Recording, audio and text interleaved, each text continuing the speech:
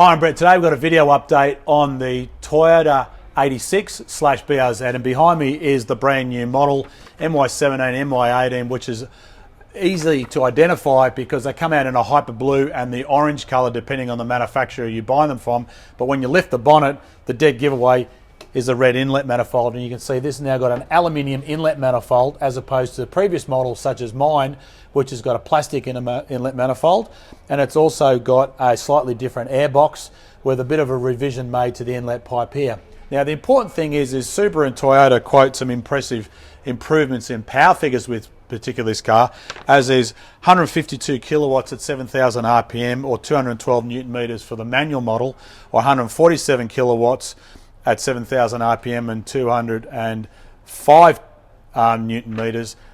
for the auto. The downside is we've done a back-to-back test on this car compared to my BRZ, which is now the oldest one in Australia because we got it very, very early when they first come on sale. And this car, we suspect, has got a bad batch of fuel in it, although the owner is absolutely adamant in the 600 kilometres he's driven it, the car has got 98 octane fuel. So let's just talk about some of the things that you need to be aware of when you're looking for the improvements in your BRZ and 86, because it's like trying to get blood out of a stone. We do work on the theory from a common sense point of view that these manufacturers will always be looking at ways to improving their cars, and of course Subaru/Toyota would not release a new model car like this with a revision and the inlet manifold if they weren't going to deliver an improvement in performance, and that's typically what happens over time with any model. So let's have a look at the dyno graph and we can actually talk about what's actually happened. And this particular one, I'm going to get my dyno manager here whilst we're recording to change the screen as well. So here is my BRZ many years ago in blue, which is torque, and you can read that on the left hand side,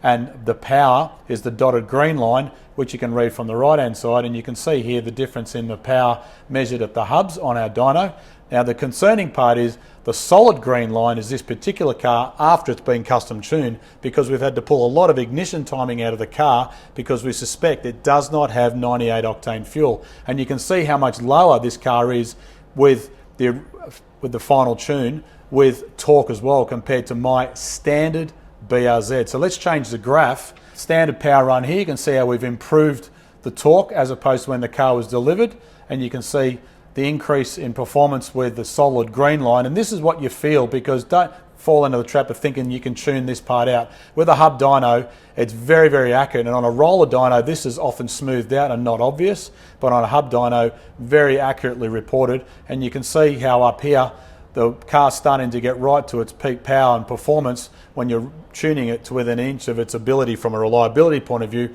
with the fuel that's in the car, and this is what makes a big difference in its performance. So I just wanted to touch on the fact that we don't think this car is delivering the results that the owner would expect.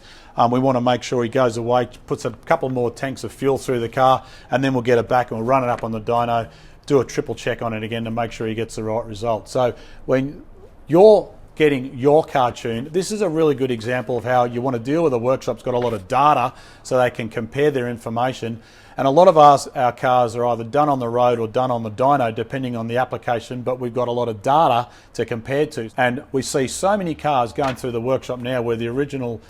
tune that was in the car in the eyes of the owner was really good, but in fact can actually be so much better. So in the eyes of this client, he thought his car was going really good, but we know it's way below what its target power figure is factory standard. And even after we do our custom tune with the RaceROM software, the flat foot shift, the launch control, the engine blip, and even giving him his factory warranty guarantee, we know we can deliver even better results. So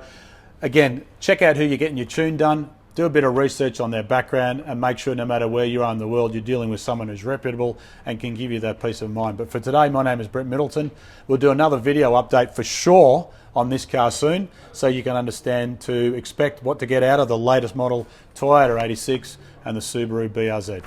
Bye for now.